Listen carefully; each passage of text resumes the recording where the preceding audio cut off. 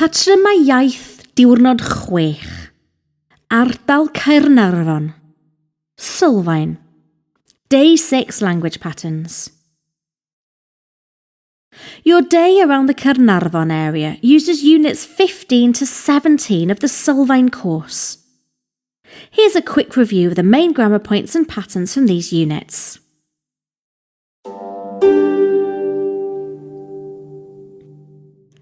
Rhif 1. Ansoddeiriau a threigladau. Adjectives and mutations. Adjectives are words that describe nouns. They are always linked to another word in the sentence where they appear.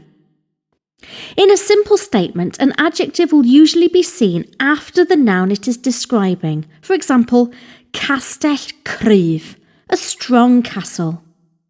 However, when the noun being described is feminine, then the adjective takes a soft mutation after the noun. For example, Pont Gryf, a strong bridge. In a full sentence, there is usually an yn. For example, mae'r noun yn adjective. Mae'r enw yn ansoddair. This also causes a soft mutation in the adjective, regardless of whether the noun is masculine or feminine. Mae'r castell yn gryf. Mae'r bont yn gryf. If the adjective is one that comes before the word, and this is rare, there is a soft mutation on the noun.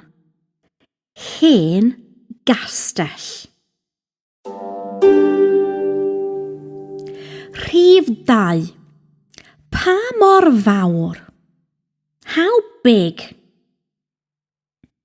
If you are asking a question with an adjective, for example, how big, how old, how tall, do not use sit. Instead, we use pa mor and the soft mutation. For example, pa mor fawr, pa mor hen, pa mor uchel.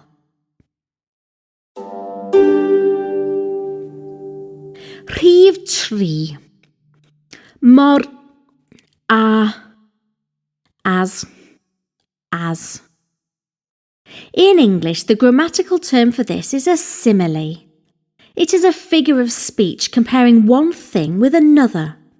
For example, mor gryf a chastell Caernarfon, as strong as Caernarfon Castle. Roedd y plant mewn rhesi mor syth a milwyr Segontium. The children were in rows as straight as Segontium soldiers. Remember that after a, the following word takes an aspirate mutation. Rhif 4. Cymharu ansoddeiriau. Comparative adjectives. Adjectives can have the suffix ach to indicate that it is more. For example, roedd Castell Conwy yn gryfach na Chastell Caernarfon.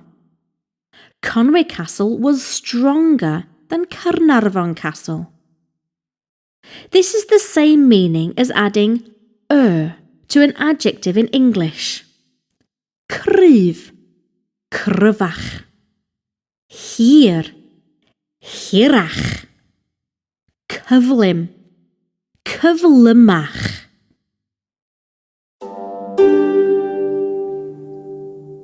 Rhif 5. Y radd eithaf. Superlatives.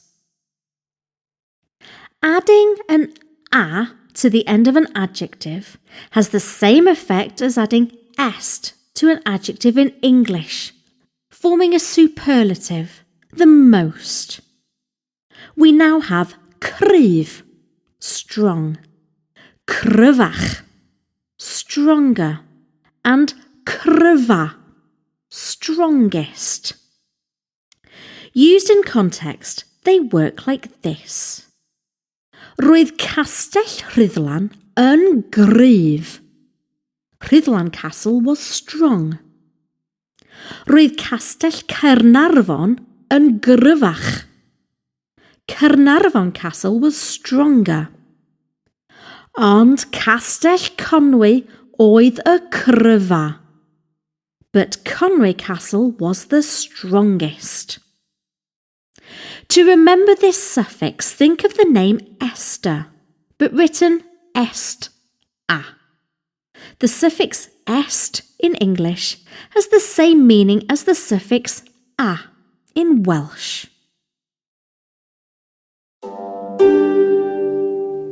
Rhif 6. Mwy, llai. More, less. Mwy, more. Llai, less or fewer.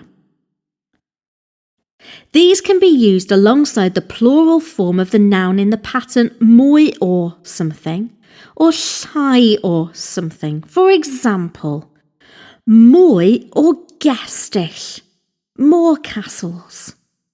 Llai or gastell, fewer castles. Mwy or filwyr, more soldiers. Llai or filwyr, less soldiers. In English, some words will not take the or est endings. Think about funner, beautifulest. This is the same in Welsh. Some adjectives will not take the ach or a endings. In these cases, we can use mwy and llai instead. Mwy swnllyd, more noisy, noisier. Llai ofnadwy, less awful. Y mwya, the most. Y lleia, the least. Y mwya diddorol, the most interesting. Y lleia cyfoethog, the least rich.